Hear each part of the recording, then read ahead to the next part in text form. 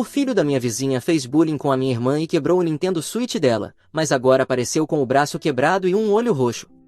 Eu, com 22 anos, me tornei o tutor legal da minha irmãzinha, Harper, de 11 anos, no ano passado, depois de uma longa batalha judicial com nossos pais. Sem entrar em muitos detalhes, nossa infância foi repleta de abusos emocionais e verbais constantes. Nossos pais eram incrivelmente controladores, sempre tentando causar uma boa impressão diante dos outros, enquanto nos tratavam horrivelmente a portas fechadas. Isso me levou a procurar um emprego ainda no ensino médio, enquanto estudava, para economizar tudo o que pudesse até chegar o momento de sair de casa. Quando completei 21 anos, finalmente tinha recursos suficientes para solicitar a tutela de Harper e tirar nós dois daquele ambiente tóxico.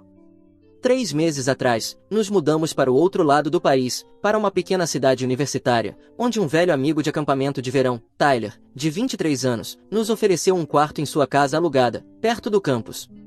Consegui um trabalho decente em um armazém local, que paga o suficiente para o aluguel e nossas necessidades básicas. Hoje Harper começou na escola primária local, e as coisas pareciam estar melhorando para nós. Meu plano era economizar dinheiro suficiente para alugar nosso próprio apartamento, talvez fazer alguns cursos em uma faculdade comunitária no próximo ano, e conseguir algo melhor do que o emprego atual. Mas a vida, às vezes, é irônica. E quando você foge de um par de narcisistas controladores, outro aparece. No nosso primeiro dia de mudança, a vizinha da casa ao lado veio nos visitar com seu filho. Essa vizinha, a quem chamarei de Karen, porque, bem, é uma verdadeira Karen, trouxe brownies caseiros e se apresentou junto com seu filho, Dylan, de 11 anos.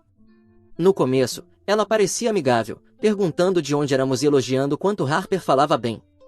Mas, em seguida, suas perguntas começaram a se tornar cada vez mais pessoais. Por que nos mudamos para tão longe de casa, onde estavam nossos pais? Por que eu estava cuidando da minha irmã sendo tão jovem? Mantive minhas respostas vagas, porque não queria contar tudo o que passamos para uma estranha. Sim, eu sei, é exatamente isso que estou fazendo aqui, mas pelo menos aqui é de forma anônima, com os detalhes alterados. Karen não entendeu a indireta e continuou pressionando por mais informações.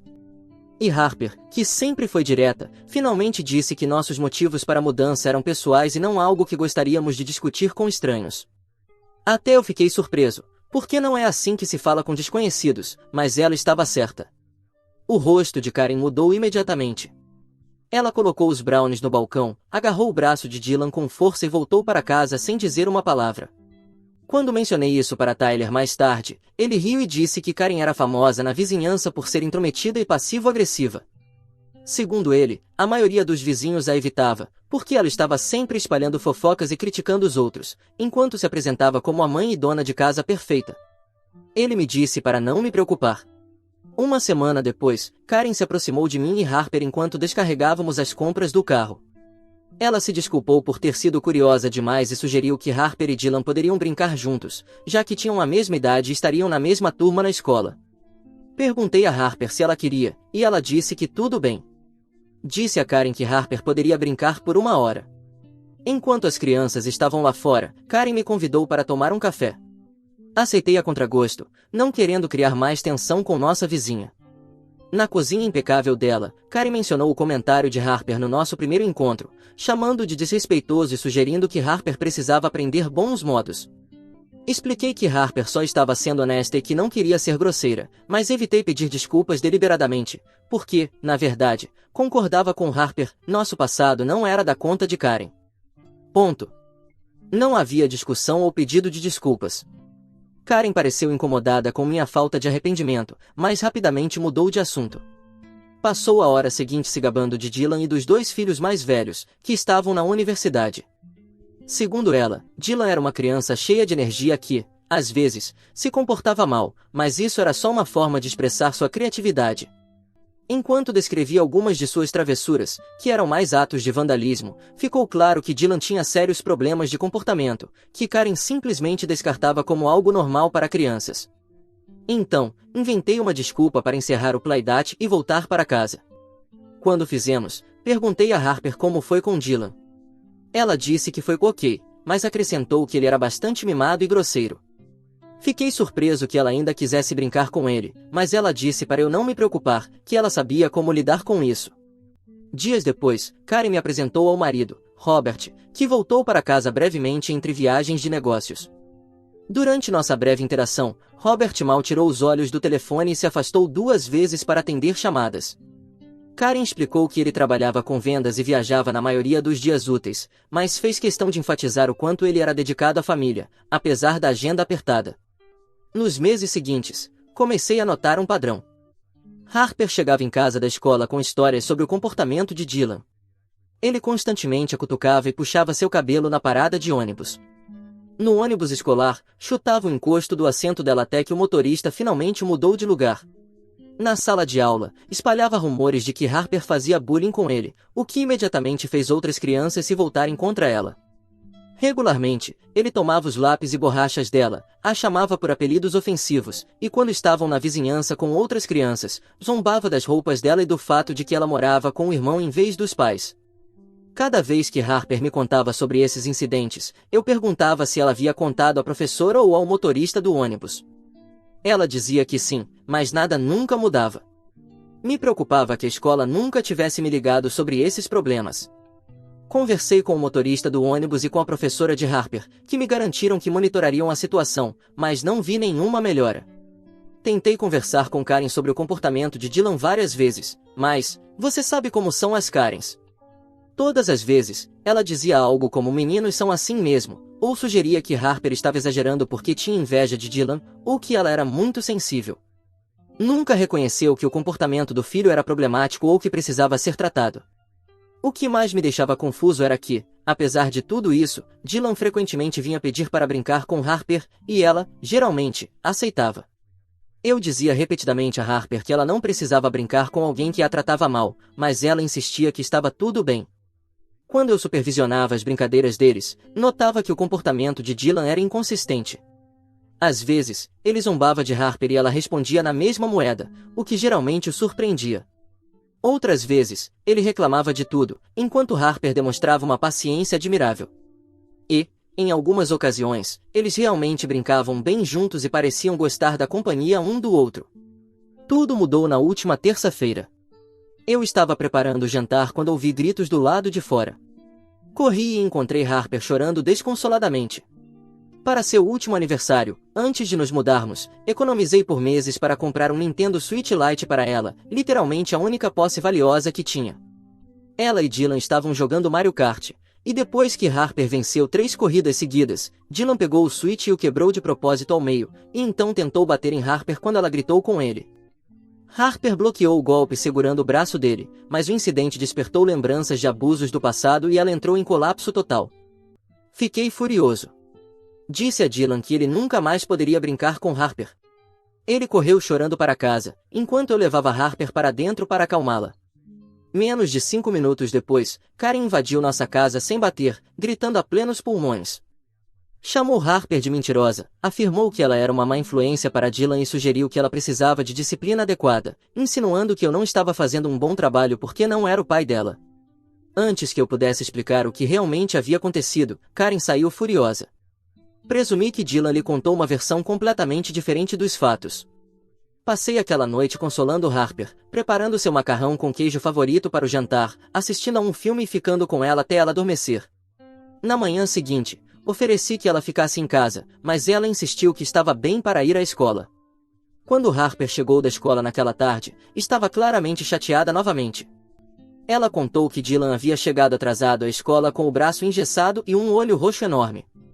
Quando os colegas perguntaram o que havia acontecido, ele disse que caiu da escada. Harper tentou falar com ele no recreio, mas ele a evitou completamente. Imediatamente sentiu um nó no estômago. O momento, logo após o incidente com o Switch e a fúria de Karen, parecia coincidência demais. A desculpa de caiu da escada é clássica, e o fato de Dylan evitar Harper sugeria que algo estava muito errado. Meu primeiro instinto foi ligar para a polícia ou para os serviços de proteção à criança, mas hesitei, eu não tinha provas diretas de abuso, apenas o momento e a gravidade dos ferimentos de Dylan. Karen sempre se apresentava como uma mãe amorosa e preocupada, sempre elogiava Dylan e era extremamente protetora com ele. Nunca vi sinais de abuso físico, apenas sua atitude permissiva em relação ao comportamento ruim do filho. Também me preocupava que Karen, com seu foco em manter uma imagem perfeita, pudesse facilmente convencer as autoridades de que tudo estava bem. Se ela descobrisse que eu a denunciei, e a investigação fosse arquivada por falta de provas, temia retaliações contra Harper ou contra mim. Perguntei a Harper se Dylan já havia mostrado sinais de abuso antes, hematomas, medo incomum dos pais ou reclamações sobre a vida em casa. Ela disse que não, e acrescentou que Dylan raramente falava sobre a família. Me sinto completamente perdido sobre o que fazer. Tyler voltará para casa em breve, e decidi esperar e discutir a situação com ele antes de tomar qualquer atitude. No final das contas, ele conhece melhor essa criatura que insulta todas as Karens do mundo. Apesar do comportamento terrível de Dylan com Harper, nenhuma criança merece ser ferida. E eu realmente estou preocupado com a segurança dele. Atualização 1. Quando Tyler chegou em casa naquela noite, trouxe seu primo Alex com ele. Expliquei tudo o que havia acontecido. Alex demonstrou imediatamente preocupação e nos ofereceu o quarto de hóspedes em seu apartamento do outro lado da cidade. Ele morava em um bairro completamente diferente, onde Karen não saberia onde nos procurar. Aceitei sua oferta na hora. Naquela noite, Harper e eu arrumamos nossos pertences essenciais e nos mudamos para o apartamento de Alex. Eu sabia que isso significaria que Harper faltaria à escola no dia seguinte, mas a segurança dela era minha prioridade. Na manhã seguinte, liguei para a escola para explicar que Harper estaria ausente devido a uma emergência familiar. Enquanto falava ao telefone, pedi para conversar com uma conselheira escolar sobre a situação com Dylan. Depois de ficar quase 45 minutos na espera, finalmente falei com uma. A conselheira me informou que a escola já estava ciente das lesões de Dylan. A professora dele havia feito o relato, e a escola já havia contatado os serviços de proteção à criança. Ela também me revelou que Dylan tinha um histórico longo de problemas de comportamento, e que vários pais anteriormente haviam solicitado que seus filhos fossem transferidos para outras turmas por causa dele. Segundo a conselheira, Karen sempre havia conseguido evitar que fossem tomadas medidas contra Dylan, usando uma combinação de reclamações agressivas à administração e sua participação ativa na associação de pais e mestres. No entanto, as lesões recentes haviam gerado sérias preocupações que não poderiam mais ser ignoradas. Solicitei formalmente que Harper fosse transferida para outra turma quando retornasse à escola. A conselheira me garantiu que daria andamento ao pedido imediatamente. Agradeci e encerrei a ligação, aliviado por saber que os canais oficiais já estavam investigando a situação. Mais tarde naquele dia, entrei em contato com Tyler, que me informou que ainda não havia visto funcionários dos serviços de proteção infantil na casa de Karen. Preocupado com o atraso, decidi ligar diretamente para os serviços de proteção à criança. Expliquei tudo ao atendente, que me confirmou que haviam recebido o relatório da escola e me garantiu que enviariam alguém imediatamente para verificar a situação de Dylan. Uma hora depois, Tyler me enviou uma mensagem dizendo que os funcionários do serviço de proteção haviam chegado à casa de Karen. Não sei se foi coincidência ou se minha ligação fez a diferença. Eu consegui ouvir Karen discutindo intensamente com eles. Depois de um tempo, os funcionários bateram à porta de Tyler. Explicaram que não podiam compartilhar detalhes específicos devido às leis de confidencialidade, mas confirmaram que Karen e Robert agora estavam sendo investigados. Aconselharam Tyler a manter as portas trancadas e a relatar qualquer comportamento preocupante imediatamente. Quando perguntamos sobre Dylan, disseram apenas que ele estava sendo cuidado, o que eu esperava que significasse que ele estava seguro. Enquanto isso, no apartamento de Alex, sentei-me com Harper para termos uma conversa séria sobre amizade e limites. Eu queria ter certeza de que ela compreendia que não precisava tolerar o mau comportamento de ninguém, inclusive de Dylan. Durante nossa conversa, Harper desabou e admitiu que só continuava brincando com Dylan porque ele era a única criança que alguma vez a convidará para brincar na escola. As outras crianças haviam acreditado nos boatos de Dylan e a haviam excluído. Ela sentia que não tinha outros amigos e estava disposta a suportar o comportamento dele só para ter alguém com quem brincar. Sua confissão partiu meu coração. Harper já havia suportado tanto em sua curta vida, e agora estava lidando com isolamento e bullying no que deveria ser o nosso novo começo. Eu a abracei com força e prometi que as coisas iriam melhorar. Expliquei que procuraríamos um novo lugar para morar permanentemente, longe de Karen e Dylan. Também prometi ajudá-la a fazer novos amigos em sua nova escola. Com a ajuda de Alex, comecei a procurar um apartamento acessível no bairro dele. Encontramos uma pequena unidade de 2 quartos no mesmo condomínio, que estaria disponível no fim do mês. Imediatamente deixei um depósito, usando a maior parte das minhas economias. O aluguel seria apertado com o meu salário do armazém, mas Alex mencionou que o local onde ele trabalhava estava contratando seguranças com horários flexíveis que poderiam se encaixar com o meu trabalho atual. Candidatei-me imediatamente. Tyler continuou me atualizando sobre a situação na casa ao lado. Segundo ele, Robert havia voltado para casa e agora estava ficando lá em tempo integral, algo que aparentemente nunca tinha acontecido antes. Os funcionários dos serviços de proteção haviam visitado a casa mais 3 vezes. Karen havia parado de ostentar sua imagem de família perfeita pela vizinhança, e estava visivelmente ausente dos eventos escolares. Dylan ainda não havia retornado à escola. Eu me concentrei em matricular Harper na escola primária do nosso novo bairro. A administração era muito mais receptiva do que na escola anterior. Quando expliquei nossa situação, sem mencionar nomes específicos, a diretora organizou para que Harper se encontrasse semanalmente com a conselheira escolar. Ela também sugeriu apresentar Harper a alguns alunos amigáveis que pudessem mostrar a escola para ela quando começasse. Harper parecia esperançosa com a mudança. Estava animada por ter seu próprio quarto em nosso novo apartamento e com a ideia de começar de novo em uma escola onde ninguém a conhecia. Comprei para ela um caderno de desenho e lápis de cor, depois de notar que ela andava rabiscando bastante. Ela começou a passar horas desenhando cenas elaboradas de paisagens fantásticas, montanhas, florestas e oceanos cheios de criaturas imaginativas. Estava mais relaxada do que eu havia desde que nos mudamos para o outro lado do país. Alex foi incrivelmente solidário durante toda essa transição. Ele nos ajudou a levar o restante dos nossos pertences da casa de Tyler quando Karen não estava em casa. Apresentou Harper ao seu gato, Milo, que rapidamente se tornou o companheiro favorito dela. Até lhe ensinou a preparar refeições simples quando eu tinha turnos noturnos no armazém. Uma noite, Harper me perguntou se Dylan estava bem. Apesar de tudo que ele havia feito, ela estava preocupada com ele. Disse honestamente que eu não sabia exatamente o que estava acontecendo, mas que os profissionais estavam garantindo que ele estivesse seguro. Expliquei que, embora Dylan tivesse se comportado mal com ela, talvez fosse porque ele estivesse enfrentando problemas em casa que não entendíamos.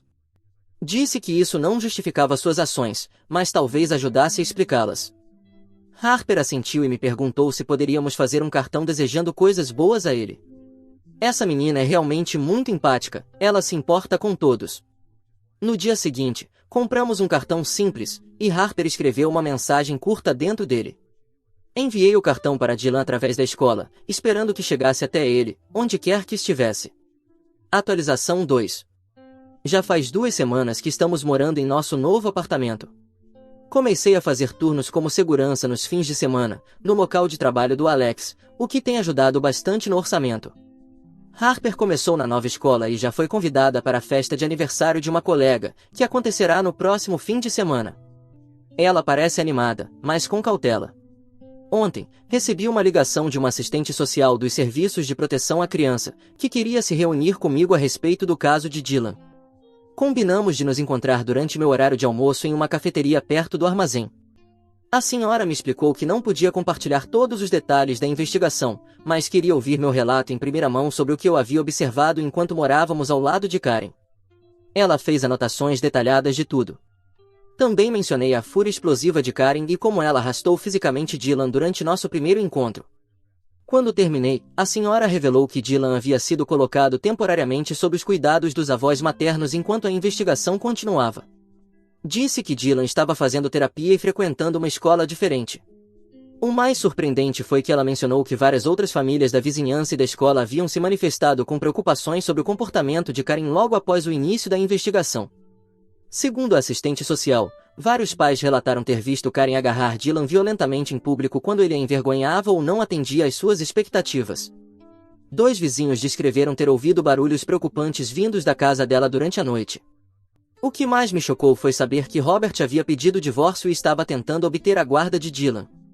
A senhora disse que ele afirmava não saber do tratamento que Karen dava ao filho, já que raramente estava em casa devido ao trabalho. Não sabia se isso era verdade ou apenas uma forma de autoproteção. De qualquer maneira, ele agora estava cooperando totalmente com a investigação e frequentando aulas de paternidade. Ela mencionou que o cartão de Harper havia chegado à casa dos avós de Dylan e que ele ficou muito comovido ao recebê-lo. Após a reunião com a assistente social, entrei em contato com Tyler para saber se ele tinha alguma novidade sobre o antigo bairro.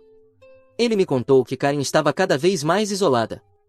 Os filhos mais velhos dela a visitaram brevemente, mas foram embora depois de uma grande discussão que vários vizinhos ouviram. Tyler também mencionou algo preocupante. Karen havia perguntado sobre onde nos mudamos. Aparentemente, ela dizia que queria se desculpar, mas Tyler achou que seu interesse parecia mais hostil do que arrependido. Ele me garantiu que não revelou nossa nova localização. Naquela noite, recebi um e-mail da nova professora de Harper. Ela queria me informar que Harper havia compartilhado voluntariamente uma história durante a aula sobre se mudar para uma nova casa e escola. A professora ficou impressionada com o que ela escreveu. Além disso, observou que Harper é uma menina muito forte, especialmente quando outros alunos fizeram perguntas sobre sua situação.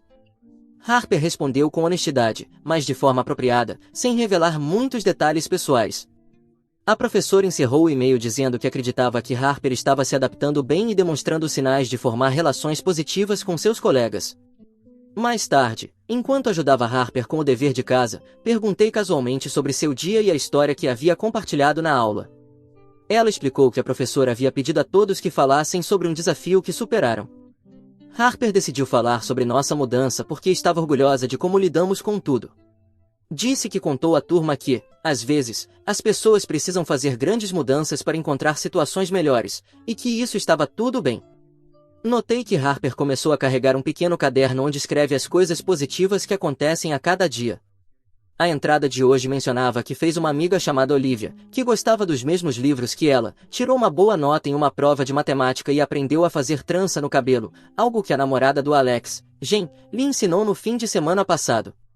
A melhoria na segurança do novo condomínio e da nova escola tem me ajudado a me preocupar menos quando estou no trabalho. Harper agora sabe meu número de celular de cor e carrega um telefone básico para emergências.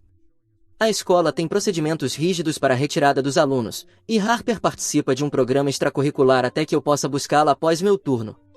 Enquanto fazia compras esta tarde, achei que vi Karen perto da entrada da loja, mas quando olhei de novo, ela já não estava lá. Pode ter sido apenas imaginação, mas decidi pegar um caminho diferente para casa, por precaução. Não mencionei isso para Harper, não há necessidade de preocupá-la agora que ela finalmente está começando a se sentir estabilizada e segura. Atualização 3. Preciso começar esta atualização agradecendo a todos que entraram em contato comigo, seja com apoio ou conselhos após minhas postagens anteriores. 2 semanas atrás, tivemos um grande susto. Harper estava em seu programa extracurricular quando o supervisor me ligou no trabalho. Karen havia aparecido alegando ser a mãe de Harper e exigindo levá-la para casa. Felizmente, a escola tinha procedimentos rígidos e meu documento com foto estava registrado como a única pessoa autorizada a ser a guardiã de Harper. Quando negaram a entrega de Harper, Karen ficou agressiva. A escola chamou a segurança e, em seguida, a polícia. Quando cheguei, Karen já havia sido levada para a delegacia. Harper estava abalada, mas fisicamente ilesa. A equipe da escola agiu rapidamente e a manteve em uma área separada, longe de Karen. Imediatamente, solicitei uma ordem de restrição contra Karen, que foi concedida devido à sua tentativa de retirar Harper da escola sem autorização. O policial que atendeu ao incidente me informou que Karen vinha demonstrando um comportamento cada vez mais instável. Ela havia perdido o emprego após faltar vários dias por causa da investigação. O processo de divórcio de Robert estava avançando, e ele havia obtido a guarda temporária completa de Dylan, que ainda estava morando com os avós. Karen foi flagrada dirigindo várias vezes na frente da casa, mesmo com a ordem de afastamento em vigor. No dia seguinte, a assistente social dos serviços de proteção entrou em contato comigo. Ela recomendou que eu documentasse tudo relacionado à tentativa de Karen de levar Harper e sugeriu que consultássemos um advogado especializado em direito da família para discutir medidas protetivas adicionais. Ela também mencionou, informalmente, que a investigação havia encontrado evidências de abuso emocional prolongado e abuso físico mais recente contra Dylan. Estavam sendo considerados processos criminais contra Karen. Harper tem sido incrivelmente resiliente durante tudo isso. As sessões semanais com a conselheira escolar têm ajudado não apenas a processar nossas experiências recentes, mas também o passado difícil com nossos pais. Acredito que tudo que ela viveu, somado às sessões, a fizeram amadurecer bastante rápido. Ela fez vários amigos na escola e, recentemente, foi escolhida para ajudar a desenhar os cenários da peça de teatro escolar. Sua professora comentou que ela está se destacando academicamente e tem demonstrado mais confiança nas discussões em sala de aula. No fim de semana passado, a assistente social organizou um encontro supervisionado entre Harper e Dylan, em um local neutro. Inicialmente, fiquei em dúvida, mas Harper queria vê-lo, e os terapeutas que trabalhavam com ambos acreditavam que poderia ser benéfico. A reunião foi breve, mas positiva. Dylan pediu desculpas por ter quebrado o suíte de Harper e por seu comportamento de bullying. Harper aceitou o pedido de desculpas e mostrou alguns de seus desenhos para ele. Eles não falaram sobre Karen nem sobre a investigação, o foco era apenas proporcionar um encerramento saudável para ambos. Após o encontro, a terapeuta de Dylan me chamou de lado para explicar que Dylan apresentava sinais clássicos de ter vivido em um lar abusivo por anos, mas ninguém havia juntado as peças ou tomado medidas até agora. Seus problemas de comportamento na escola eram sua maneira de buscar atenção e expressar raiva da única forma que conhecia. Com terapia constante e a estabilidade proporcionada pelos avós, ele começou a mostrar melhoras significativas. Embora o pai tenha a guarda legal completa, como ainda viaja bastante a trabalho, preferiu deixá-lo sob os cuidados dos avós. Quanto a Harper e a mim, seguimos construindo nossa nova vida. Recebi uma promoção no armazém, que veio com um aumento modesto e horários melhores. Também me matriculei em aulas de fim de semana na faculdade comunitária local, buscando um diploma técnico em gestão de negócios. Harper se juntou a um programa de arte juvenil no centro comunitário e passa as manhãs de sábado aprendendo diferentes técnicas com artistas locais. A ordem de restrição contra Karen continua em vigor. Também informei meu local de trabalho e a escola de Harper sobre a situação, garantindo que permaneçam atentos quanto a quem tem acesso a qualquer um de nós.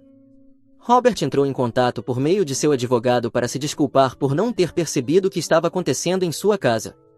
Reconheceu que suas frequentes ausências permitiram que o comportamento de Karen saísse do controle, e expressou um arrependimento genuíno pelo impacto em Dylan e em Harper.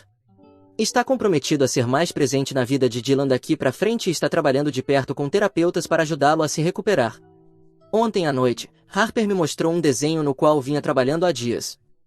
Representava uma casinha com um jardim, duas figuras de palitinho claramente representando ela e eu de pé do lado de fora, e um sol brilhante sobre nossas cabeças. Ela havia escrito no topo, "Nosso lar, algum dia." Quando perguntei sobre o desenho, ela me explicou que queria que tivéssemos nossa própria casa um dia, não apenas um apartamento. Ela incluiu detalhes que considerava importantes, uma horta, porque comida saudável ajuda a economizar, uma mesinha de estudos em cada quarto, e uma árvore com um balanço de pneu. Coloquei o desenho na porta da nossa geladeira, como um objetivo para nossa família. Atualização 4. Vocês estavam esperando uma atualização para saber se os serviços de proteção à criança apresentaram uma acusação criminal contra Karen. Eu sei disso porque tenho recebido muitas perguntas a esse respeito, especialmente depois que publiquei um vídeo no YouTube e minha história se tornou meio que viral. Mas quero esclarecer uma coisa, porque houve pessoas chamadas Karen que se sentiram ofendidas. Eu só usei esse nome porque é comum se referir a esse tipo de pessoa com esse nome. A realidade é que conheço várias pessoas chamadas Karen na vida real, e nenhuma delas é parecida com essa. Espero que me permitam continuar usando esse nome, para não precisar trocar e acabar me confundindo. Além disso, é provável que esta seja minha última atualização.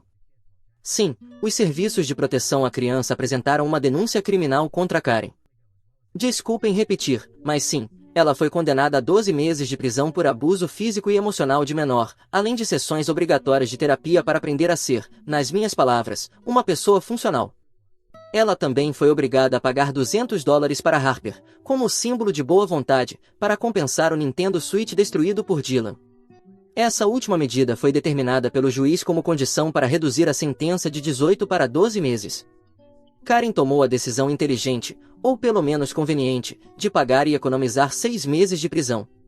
Por enquanto, Harper não sabe nada sobre o dinheiro. Ela apenas sabe que Karen ficará presa por um tempo. E não, eu não estou me aproveitando de uma criança ficando com o dinheiro dela.